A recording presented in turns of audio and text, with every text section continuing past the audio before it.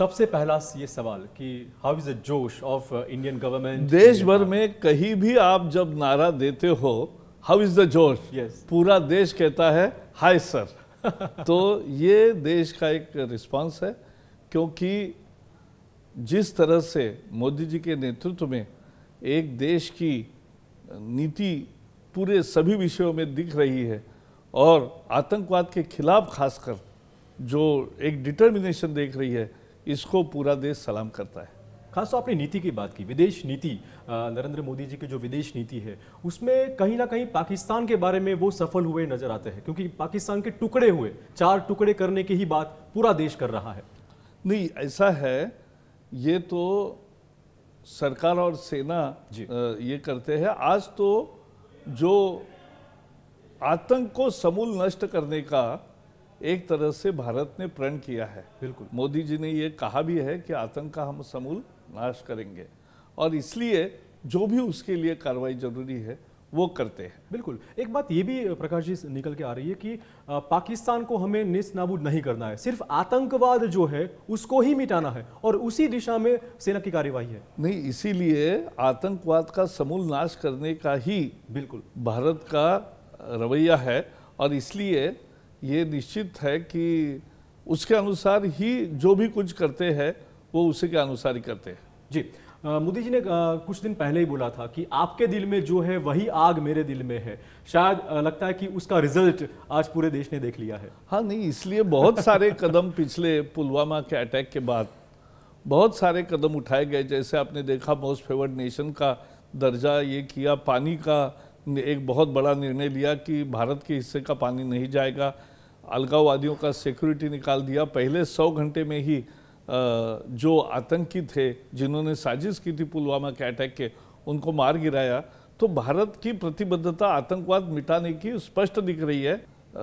देश भर में पूरा सेना को सलाम कर रहा है। सेना को सलाम हर कोई कर रहा है, लेकिन हमें प्रकाश जी सलाम उस बात को भी करना है कि आज पूरा देश एकजुट है, न कोई पक्ष है न कोई विपक्ष है, क्योंकि सेना की जो कार्यवाही है उनको सभी पक्षों ने सराहा है। ऐसा ही रहना चाहिए, क्योंकि पिछली बार आपने देखा है सर्जिकल स्ट्राइक हुआ, कुछ लोगों ने उसके सबूत मांगे जी और जिन्होंने सर्जिकल स्ट्राइक किया जी, वो अधिकारी अब कांग्रेस के सुरक्षा विषयक एक समिति तैयार की है, उसके प्रमुख बने हैं, लेकिन उन्हीं के नेतृत्व में हुए सर्जिकल स्ट्राइक का सबूत मांगा था।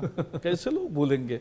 दूसरा, जब बाटला हाउस एनकाउंटर चल रहा था, तो एनकाउंटर के समय जब आतंकवादियों को मार गिराया और एक बहादुर पुलिस ऑफिसर ये हुए, उनको मारा आतंकियों ने, तब उस पर भी ये फर्जी है, इस तरह से एनकाउंटर फर्जी था, इस तरह से डाउट किया गया, या थल सेना अध्यक्ष को सड़क का गुंडा कहा। अब ये कौन सी स्थिति है। अब पुलवामा के बारे में कोई विपक्ष अगर ये कहेगा कि इसकी जानकारी मोदी जी को थी लेकिन फेल हो गए, तो हद है।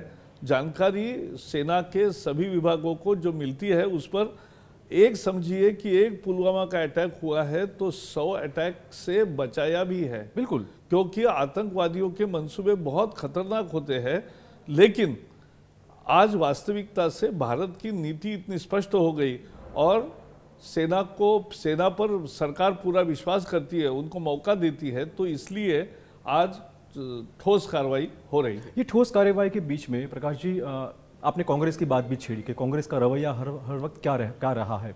लगता है कि कांग्रेस को सिर्फ वही चिंता है कि इसका जो यश मिलना चाहिए वो सिर्फ Bhajpa as a political party encash कर रही है और वहीं पे उनको चिंता है।